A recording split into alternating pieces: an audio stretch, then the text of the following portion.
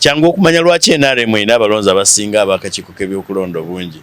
Kisooka NRM abatali bannansi balonda bamemba baayo. Era bw'ogenda okugenda e Congo, e Rwanda, e South Sudan, e Tanzania, NRM ina abalonzi baayo abajja ne beetaba mu kulonda wano. Ekyokubiri, NRM mu bifo byetalina bulungi bantu naye ng'egamba nti erinayo obuwagizi. Okugeza ng'e Nakasongola, n'ogenda ng'e Lwengo eyo baatugamba nti n'ente zaayo zilonda. So tekikwewuunyisa bwe ziba nga ziri mu register ya NRM. NRM erina abaana abato abatannatuuka kulonda mu kalulu ka ggwanga, abalonda mu kalulu kaayo. N'olwekyo teweekanga. NRM erina abagenzi abafu aba NRM tebava mu register basigalamu era balonda. So gye bayita ghost voters. So toyinza bagamba fear Museveni. Toyinza kuzanyisa kitonde kye bayita Museveni. Abantu abamuwagira bangi, mulimu abafu, mulimu abatannatuuka kulonda, mulimu abatali bannansi, mulimu ente nazo zilonda. So temwekanga era temwewuunya. Naye kyenjagala otegeere lwaki bakikola bwe bati. Bakikola bwe bati nga bateeseteese nti bwe banaagenda okubba obululu ensi ereke kwewuunya. Bagaye abasajja balina obuwagizi bungi, abantu balonzi baabwe bali emitwalo milioni 18 milioni 21 nti basinga n'abakakiiko k'ebyokulonda nti bagenda okubba ng'omuntu teyeewuunya. Gwe weebuuze abawagizi ba NRM bano bonna singa ogenda demographically n'obuuza mu kitundu ng'ekya Buganda ne Busoga ti gye baalangirira nti nno NRM tugikubye ekigo n'enkoona n'enywa ti obululu bwayo buno obuva mu milioni 21 bwali bulazeewa. Okugeza NRM ku kyalo kyewaffe Nakasozi we yagambanga nti erina abantu abalonzi oba abawagizi nga 8. Flag bearer waabwe wa NRM mukadde w'entebe n'agenda okujjanga ku polling center afuna 24, 18, waliwo ne yakukumbira ddala n'afuna obululu 47 nti abalonzi oba abawagizi be baali balazeewa. So njagala mmanye kino nti numbers batuula butuuzi mu office wali ku Kyaddondo ne baziwandiika. Jjukira oba baali balina register kye kyabagana okulondera mu register mu kalulu kaabwe ak'omwaka ogwaggwa 2020. Owulidde. So batuula butuuzi ne bawandiika register ne bateekamu amannya. Kati ate ekyabaleetera obuzibu baafuna NIRA baafuna abantu abewandiisa ku ndagamuntu ne bagenda bugenzi mu NIRA ne bajjayo numbers ne baziteeka ku flash disk ne bazitwala ne baziteeka mu laptop yaabwe ne bagala tuleesa abalonzi. Era naawe teweekanga nga bakuwandiika ng'omu ku balonzi baabwe oba ku bawagizi baabwe. So oyinza okubanga gwe towagira. Gwe simanyi nze sibawagirira ddala ekibiina kimpunyira ziizi naye siyinza kwekanga ganange bantaddemu kubanga bagenda bugenzi mu NIRA ne bajjayo amannya agaliyo ne bagaba baabano kakati amanya register ya NIRA eri ku kyalo ewange Nakasozi ojja genda okwesanga nga ye register ye NRM. Bwe batyo ekirungi obukadde obwaffe tebuli mu mpapula, tebuli mu bitabo just. Obuwagizi obwaffe baabulabako mu kalulu kennyini. Yes, nkugambye obwabwe obungi mu bitabo baabunoonya mu polling station, baabunoonya mu box ne bubula. For your information, ne Mwarua, ne Lira, ne Acholi, Museveni twamuwangula. Museveni twamuwangula Embarara. Museveni twamuwangula Bushenyi. Ne bakwata abaali balina DR forms zaffe ne babaggalira. Ne bakwata abasirikale baabwe ne bagenda batandika okutiikinga. Singa yali w'amaanyi yandibadde akola ebyo ebiswaza. First of all, twalaba obuswavu nabo bwe balina nti n'abasibe abaali bayita files ezaali mu kkooti y'amagye tebazimanyi nga balina kumala kugenda mu kitongole ky'abamakomera ne baga bannange nti eno tulinayo abasibe 7 be mwatuweereza. Ekkooti y'amagye nga kkooti y'amagye temanyi bameka be yaweereza mu makomera terina fayiro zaabwe.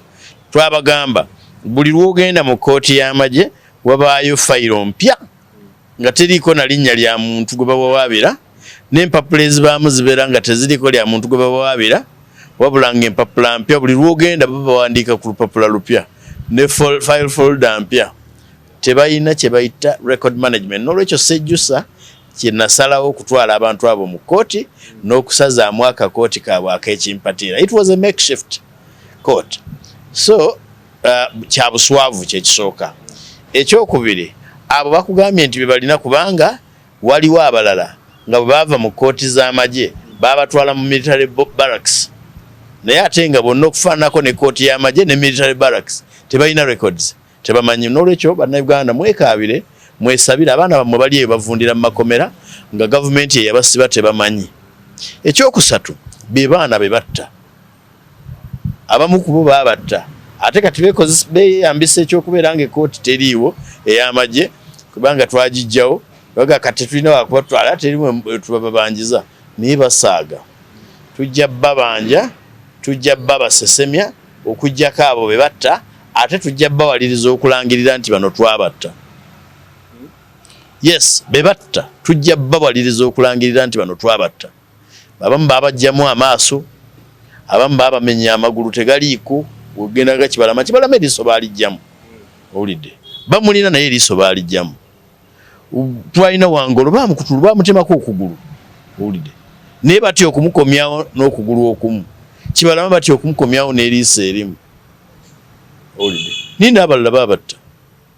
Ffe tubagamba omulembe musi timukikkiriza. Omuwendo guno gwetaaga okuverifying oba tegwetaaga kuverifyingibwa. Kirabibwawo obviously omuwendo guno teguliiyo kubanga nabo bannayuganda abawandiikibwa oba babalibwanga abali mu myaka gy'abantu abakulu abatuuse okulonda tebawera wadde obukadde 30. Register ebyava mu kubaala abantu byalaga nti twayinako ku bantu ababala mu Uganda yonna twayinako abantu obukadde 16 nga baana bato. Kati bw'otolako abantu abali wansi w'emyaka egituuse okulonda emiliyoni 16 tuba tusigazaawo abantu batono nnyo. So omuwendo ogwo gwalagiddwa mu mawulire oba ebyo ebyogerwa ebibiina by'obufuzi ebyenjawulo nti tuwezezza abantu abo tekirina wadde obutuufu bwakyo n'obwotandikira ogamba nti nno okikoleko investigation nti oba kyennyini kituufu oba si kituufu. Kyo kyennyini si kituufu. Bw'otunulira ebirambikibwa oba ebyogerebwa bannabyabufuzi nti bawezezza abalonzi abo be bayina nga abawagizi baabwe, tekijjayo kifaananyi kituufu kiri mu mbeera z'abantu. Agomba kwekansaano bagezaako okubuzaabuza obunafu bwabwe olw'okuba nti tebagenda wansi kukunga abantu kuyingira mu bibiina bino. Kati okugezaako okwebuzaabuza bawuddisa abantu nti tulina obuwagizi wansi naye ng'obuwagizi tebuliiyo.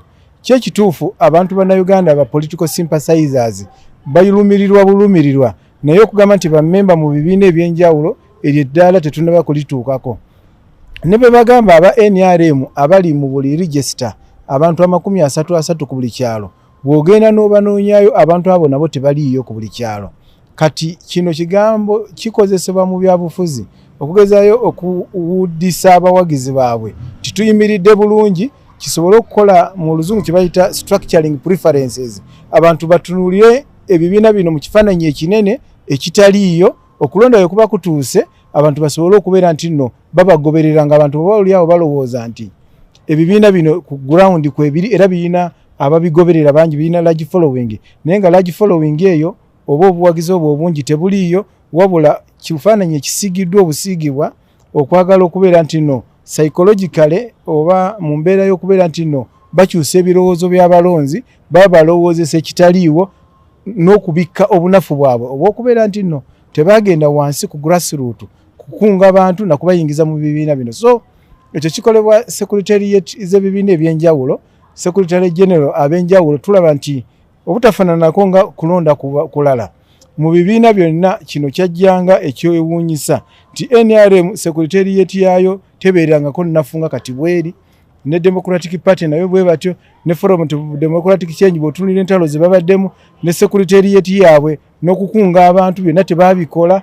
Kati obunafu obwo bwonna cumulatively ng'obugasse wamu bwe butuleetedde okubeera nti nno balaba balina okuddayo mu bantu tebakoze, balina okukunga abawagizi baabwe, balina okuleeta bakandidate ne bakandidate candidate identification ku ground teriiyo, kwe kuleeta okwekwogera amawulire gano. Weesiimye mattu oli wa mukisa okukira abalala. Omugugu gw'ebizibu by'ettaka gukutikuddwa. Brand Property Services Limited ku lw'ettaka eritaliiko nkaayana. Ennyumba eziwedde okuzimbibwa wamu n'ez'okupangisa, apartments ez'okupangisa wamu n'okugula mu mawanga ag'enjawulo okuli Uganda, Kenya, Bungereza, Dubai, America wamu ne Canada. Okuddaabiriza ennyumba oba ebizimbe byo, property management n'abasaveya abakugu abatakufere. Twekwate ku nsonga zonna ezekuusa ku by'ettaka nga kw'otadde n'okugobera ku kyapa kyo. Kati pazo y'eby'ettaka ebadde kukaluubiriza egonjoddwa. Bw'okwataganye naffe tukubire ku noti 703 824 noti 79 oba noti 773 26 58 noti oba otusange ku MT House omwaliiro ogusooka room 5 ewazana ku Entebbe Road okuliraana ekizimbe kya Muguluma Empire. Tukyalireko ne ku website yaffe www.brandpro.co.ug. Brand Pro Property Services Limited, tutuukiriza birooto. Abamu ku bo baabatta ate kati beeyambisa ekyokubeera ng'ekkooti teriiwo ey'amagye kubanga twagijjawo baga kati tulina wakubatwala terimu tubabanjiza naye basaaga.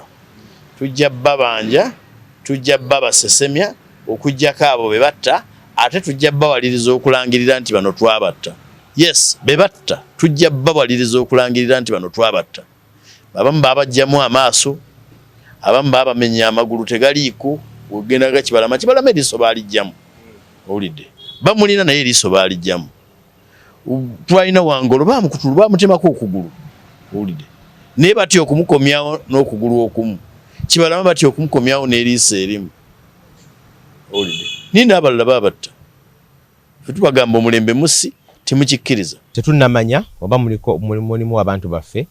Twawandiikira ofisi ya DPP mwezi Mulambe emabega nga tumusaba ekyo kyennyini tusaba nti ekisooka ntubuuza fayiro z'abantu baffe ozifunye zino bwezi ne bweziti era ki ekiddako ku bo tetuddibwangamu okuva twawandiika n'olwekyo tetumanyi oba zino 45 naye ate mu ssemateeka DPP akola nga talina kiragiro kya muntu yenna n'olwekyo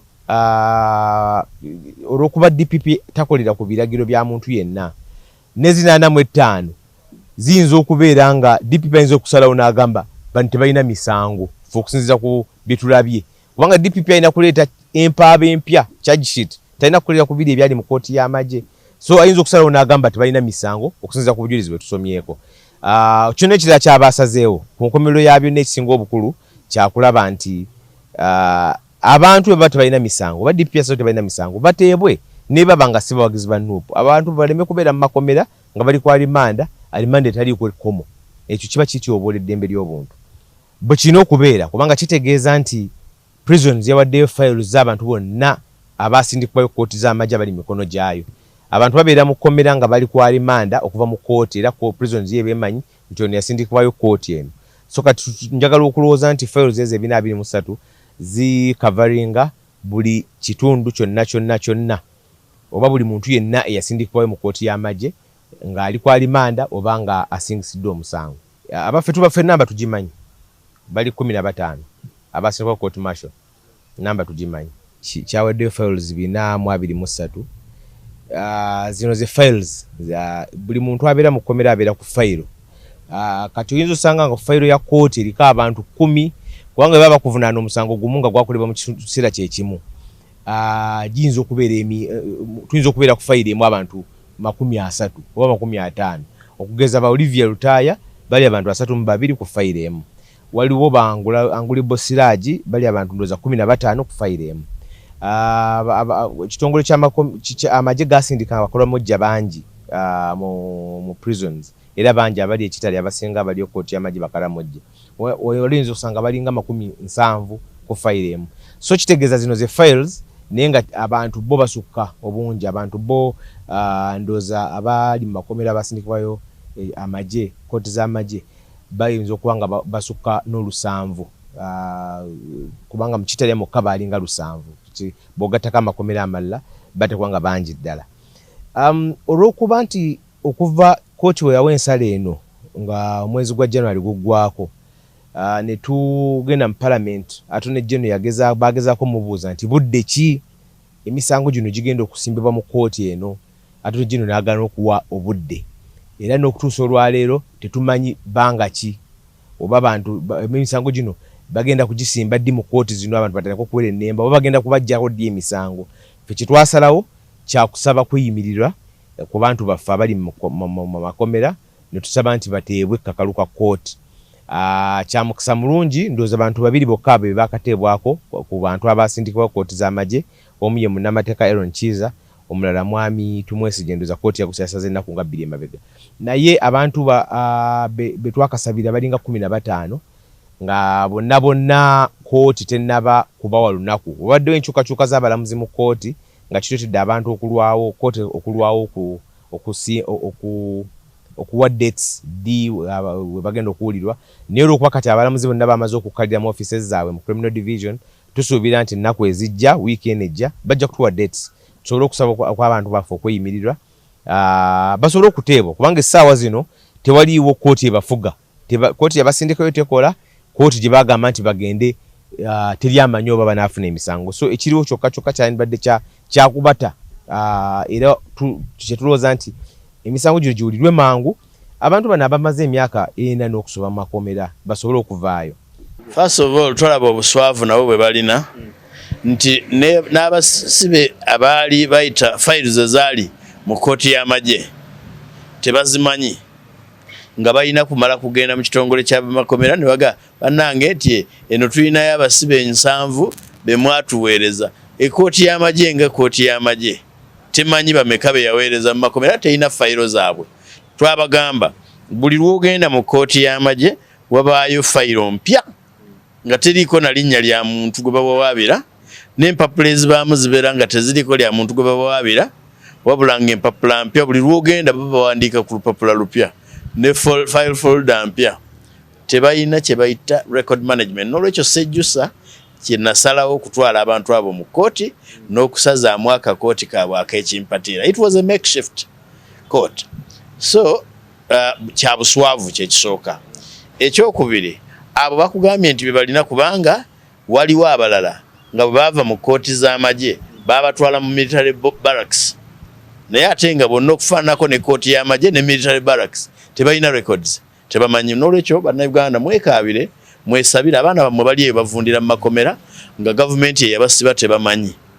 Ekyokusatu, be baana be batta, abamu ku bo babatta ate kati beeyambisa ekyokubeera nga ekooti teriiwo ey'amagye kubanga twagijjawo baga kati tulina wakubatwala terimu tubabanjiza naye basaaga.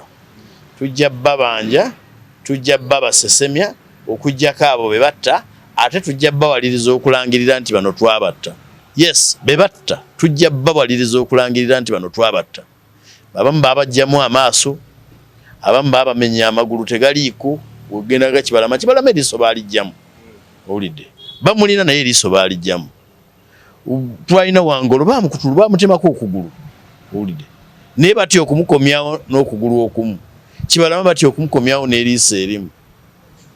Owulidde nina abalala babatta. Ffe tubagamba omulembe musi temukikkiriza. Tetunnamanya oba mulimu abantu baffe. Twawandiikira ofisi ya DPP mwezi mulambe emabega nga tumusaba ekyo kyennyini tusaba nti ekisooka ntubuuza fayiro z'abantu baffe ozifunye zino bwezi ne bweziti era kyekiddako ku bo tetuddibwangamu okuva twawandiika. N'olwekyo tetumanyi oba zino 45 naye ate mu ssemateeka DPP akola nga talina kiragiro kya muntu yenna. N'olwekyo olw'okuba DPP takolera ku biragiro bya muntu yenna, ne zino 45 ziyinza okubeera nga DPP ayinza okusalawo n'agamba bano tebalina misango fe okusinziza ku bye tulabye, kubanga DPP alina kuleeta empaaba empya charge sheet, talina kukolera ku biri ebyali mu kooti y'amagye. So ayinza okusalawo n'agamba tebalina misango okusinziza ku bujulizi bwe tusomyeko. Kyonna ekirala ky'abaasazeewo ku nkomerero yaabyo n'ekisinga obukulu kyakulaba nti abantu bwe tebalina misango oba DPP asawo tebalina misango bateebwe ne baba nga si bawagizi ba NUP. Abantu baleme kubeera mu makomera nga bali ku alimanda etaliiko ekkomo. Ekyo kiba kityoboola eddembe ly'obuntu. Bwe kirina okubeera kubanga kitegeeza nti prisons yawaddeyo files z'abantu bonna abaasindikibwayo kooti z'amagye abali mikono gyayo. Abantu babeera mu kkomera nga bali ku alimanda okuva mu kooti era ko prisons ye beemanyi nti ono yasindikibwayo kooti eno. so kati njagala okulowooza nti files ezo 423 zikavaringa buli kitundu kyonna oba buli muntu yenna eyasindikibwayo mu kooti y'amagye ng'ali kwa limanda oba nga asingisiddwa omusango. Abaffe tubaffe namba tugimanyi bali 15 abasindikibwa court martial namba tugimanyi kyawaddeyo files 423. Zino ze files buli muntu abeera mu kkomera abeera ku fayiro. Kati oyinza osanga nga fayiro ya kooti eriko abantu 10 kubanga baba bakuvunaana omusango gumu nga gwakolebwa mu kiseera kyekimu. Tuyinza okubeera ku fayiro emu abantu 30 oba 50 okugeza ba Olivia Lutaya bali abantu 32 ku fayiro emu. Waliwo Anguli Bosiraji bali abantu ndoza 15 ku fayiro emu. Ekitongole ky'amagye gasindika abakola mujja bangi mu prisons era bangi abali ekitali abasinga bali kooti y'amagye bakala mujja oyinza osanga balinga 70 ku fayiro emu. So kitegeeza zino ze files nenga abantu bo basukka obungi abantu bo ndoza abali mu makomera abasindikibwayo amagye kooti z'amagye bayinza okuba nga basukka n'olusanvu kubanga mu kitali mukka balinga lusanvu bogatako amakomera amalala bateekwa nga bangi ddala. Olw'okuba nti okuva kooti we yawa ensala eno nga omwezi gwa January guggwako ne tugenda mu Parliament Attorney General bagezaako mubuuza nti budde ki emisango gino gigenda okusimbibwa mu kooti eno. Attorney General n'agaana okuwa obudde era n'okutuusa olwaleero tetumanyi banga ki oba abantu emisango gino bagenda kugisimba ddi mu kooti zino abantu batalako kuwera ennemba oba bagenda kubajjako ddi emisango. Ffe kyetwasalawo kyakusaba kweyimirirwa ku bantu baffe abali mu makomera ne tusaba nti bateebwe ekkakalu ka kooti. Kyamukisa mulungi ndowooza abantu babiri bokka be bakateebwako ku bantu abasindikibwa kooti z'amagye. Omu ye munnamateeka Aaron Kiza omulala mwami Tumwesigye ndowooza kooti yakusasaza ennaku nga 2 emabega. Naye abantu be twakasabira balinga 15 nga bonna kooti tennaba kubawa lunaku. Obaddewo enkyukakyuka z'abalamuzi mu kooti nga kituutidde abantu okulwawo kooti okulwawo okuwa dates ddi we bagenda okuwulirwa. Naye olw'okuba kati abalamuzi bonna bamaze okukkalira mu offices zaabwe mu criminal division tusuubira nti ennaku ezijja wiiki eno ejja bajja kutuwa dates tusobole okusaba kw'abantu baffe okweyimirirwa basobole okuteebwa kubanga essaawa zino tewaliiwo kooti ebafuga. Kooti yabasindikayo tekola kooti gye bagamba nti bagende teri amanyi oba banaafuna emisango. So ekiriwo kyokka kyandibadde kyakubata era kyetulowooza nti emisango gino giwulirwe mangu abantu bano abamaze emyaka 4 n'okusoba mu makomera basobole okuvaayo. Abalungi abatuwuliriza era abatulaba olunaku olwaleero tukyaddeko ewa Sheikh Ashraf Dembe. Sebo sanyusa okubalaba amannya agange Seeka Ashraf Dembe akola ku bizibu by'enjawulo. Omuntu singa aba alina ebirwadde musomereddwa tunywa amazzi ga lukuya nga bw'obadde ogalaba tugenda abantu ku kyoto ne twokya emizimu emibi egibabaamu n'okulomba edduwa. Abantu singa abeera ng'ali wano atuuse sobola okumulombera edduwa ne waba atatuuse nga mpadde amannya ge naye ng'ali wala neetaase enamba yange yeeno eri 0707363711. Nammwe bannyinaffe abali ebweru oyagala okuba nti oyagala okulombera ku dduwa ng'olina ebizibu viza zibuze amaka gakolongotana sente zikola zimpita mu ngalo ojja kumpeereza ekifaananyi kyo n'amannya go ebyo byokka bijja kummala nja kukulombera edduwa ojja kutereera. Olunaku olusembayo mu mwezi mba n'edduwa ey'awamu ffenna n'abalwadde bange abakadde n'abapya. Salaamu alaikum warahmatullahi wabarakatuh. The Baganda, on whose behalf the Kabaka holds the properties that were mentioned here, ask us questions. And it is from this house, Right Honorable Speaker, that we are supposed to get answers. Wouldn't it be procedural, okay, Right Honorable Speaker, if it would please you that this house is briefed specifically about the issues that have been raised by the leader of opposition, instead of the Attorney General keeping information to himself and saying that I'm discussing with those people. Because for us, some of us, this is where we are supposed to get information from. And he has said that nobody is complaining. The Baganda in Mukona are complaining. So you can't say that no one is complaining, you are negotiating. And those are the people I represent here. The matter that has been raised here, Mr. Speaker, came out prominently during the celebrations of the Kabaka's birthday. And they are saying the Kabaka is owed a lot of money that is supposed to run the kingdom activities and also his personal administration, but government is not paying him. Up to 150 million that has already been cleared. So, Right Honorable Speaker, wouldn't it be procedural okay if the Attorney General would come with a report to this House instead of hiding in talks which he cannot prove that in fact they are taking place, Mr. Speaker? This is an official matter, Mr. Speaker, that we cannot allow the Attorney General to hide information from Parliament. In any case, the money is supposed to be appropriated by this House, Right Honorable Speaker. One, I am fully seized with this matter because I chair that committee personally. So unless I hear from the people you speak of, whom I engage with regularly on these issues, I'd rather you leave that to us, because I have not received any complaint from the kingdom in the way I am handling this matter. Right Honorable Speaker and Honorable colleagues, Right Honorable Speaker and Honorable colleagues, I am fully seized with this matter. Point of order. Honorable Speaker, I had honestly expected the Attorney General to talk to us about steps being taken to remedy the situation, but he seems to say, I have got no say on this matter. We are the ones who appropriate, and this is taxpayers' money we are talking about. Government is occupying these properties. Government is not an individual entity belonging to anyone. We are all part of government. So when we raise these matters, you cannot say it is none of your business. The people who we should pay, they are comfortable. Surely is the Attorney General in order to say that we cannot raise a matter, because what's for sure is that these monies have not been paid over time. As leaders, we have a right to raise these matters. The same way we have been raising, by the way, government has got domestic areas to the tune of 14 trillion shillings. Ugandans who have given government services, products, they have borrowed from government to do business, from banks, and government is not paying them. So when we raise these issues, you cannot say we are engaging the people we are meant to pay for them, they are comfortable, you, it's none of your business. It is our business, because this is not your money, it's taxpayers' money. Is he in order, Right Honorable Speaker? Thank you. Both of you are right. You are right as a member of Parliament and as a leader to raise issues for your people. But then the Attorney General says, I'm in touch with these people, okay? And now you cannot dispute what he's telling you because he's in touch with them. Okay, so now, I don't know what would be wrong with the Attorney General saying I'm in touch with these people. And some of the things you can say, colleagues, listen, some of these things you can say here, others you can't say. You engage. I know also I've been involved on these matters, by the way. These matters of Uganda. I've been involved.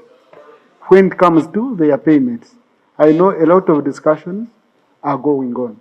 So maybe they've chosen two routes. A route of going through our colleagues and a route of engaging government. I hope we should meet at the center and we ensure we solve this issue. That's what is critical. Thank you very much. Now that we are both correct, I can assure you we are handling this matter, and we have the things that I do not want to discuss here, we are handling the matter. I am restraining myself not to say that senior counsel here is taking Parliament for a ride. Perhaps him and the Minister for Justice and Constitutional Affairs, because that's been the same response every time we raise this matter, week after week. We shall check and update you. When does the update get to happen? Thank you, Mr. Speaker. Mr. Speaker, sir, we should tell people the truth. Sincerely, a police officer who can record a statement from Sewungu Joseph, a complainant, or the accused, but fails to fill his forms, documents that require him to get his salary, is not proper. There's somebody sleeping on the job. And you know, Minister, let me tell you this, all the issues raised by the Minister are on part of government, not police officers. These are people who are earning a very professional, a teacher salary. I was a teacher, I know how to fill forms. They wouldn't have complained to Honorable Salo Pendi if they had made their forms wrongly. but there is somebody sleeping on the job at the cost of the police officers. And that type of person is worse than the Jews who killed Jesus. Is worse than the Jews who killed Jesus. When you talk about desertion from police, that is criminal. And I think the Attorney General can bear witness to me on that. If somebody deserted from police, then there are other procedures. Actually, Mr. Speaker, let me say this. For those who desert, you can continue getting salaries until they discover they deserted after almost a year. Because they are out of station and nobody knows about them until they look for them. So why do we tell lies? Their only remedy, which is the Exodus, is also under attack and failure to recognize their savings. Then when it comes to their legitimate payment, you play on that job. Mr. Speaker, sir, let us be serious on this matter. Let us not give, and I want to tell the Attorney General facing me, the issue of professional allowance has no other remedy. You cannot deduct somebody's salary as long as it goes on the pay slip. It is improper and null and void. That's why you lost that case in court, and even if you appeal, you will lose another round until you go to Supreme Court, and I will laugh at you in front of you here. I can assure you that. That's the legal, it's the legal regime. You cannot give a teacher his salary 400,000 and say now government has gone poor, we are reducing it. Under which legal regime, Mr. Attorney General? So that's why you lost the case. So as I conclude, Mr. Speaker, let us be fair to policemen. They are like teachers. Whenever you see someone talking about teachers, I'm also talking about police because they are in the same salary scale. But there is somebody sleeping on the job. Look for those particular individuals who are making police officers suffer, who are the real killers of Jesus, and they should come out and repent before we go for Easter. I thank you, Mr. Speaker. Now that the minister is here, Mr. Speaker, allow me to give her this information. One, that in my municipality, we have a forest reserve called the Namioya Forest Reserve, but it has been greatly encroached on. Yesterday, I got a telephone call from the LOC1 chairman of that area, Mr. Ande Kawesa, that he's receiving a number of people sent there by one gentleman called the Toyota with documents clearing them to survey the land and even to create titles on that forest reserve, Namioya Forest Reserve in the Mukono municipality. No, but Honorable Mr. Speaker, what I wanted to... Oh, please, Honorable, please, first take your time. Honorable colleagues, we have a clear subject matter. Okay? A clear subject matter. On Guru, if you have a matter which you want to bring as a matter of national importance, kindly, you bring it that way. Okay? Yeah, please, honorable colleagues, please, honorable numbers, please.